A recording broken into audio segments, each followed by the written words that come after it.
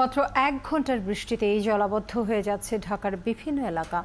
আর এর জন্য ময়লা ফেলে নর্দমা ও খাল বন্ধ করে দেওয়াকে দায়ী করেছেন উত্তরের মেয়র। শনিবার উত্তর সিটি কর্পোরেশন আয়োজিত বর্জ্য প্রদর্শনীতে তিনি জানান, ময়লা ফেলার জন্য আলাদা জায়গা করা হয়েছে, গঠন করা হয়েছে 10টি কুইক রেসপন্স টিম।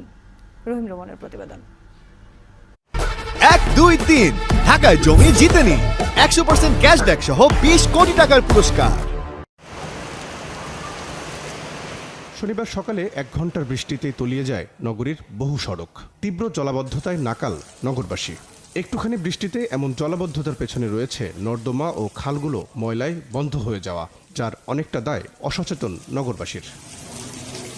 ময়লার ভাগাড়ে পরিণত হওয়া এসব খালের চিত্র তুলে ধরতে ঢাকা উত্তরের নগর ভবনের সামনে রাখা হয় বিভিন্ন সময় সিটি কর্পোরেশনের উদ্যোগে পরিচ্ছন্ন অভিযান থেকে সংগ্রহ করা বর্জ্য। এসব বর্জ্যের কারণে নগর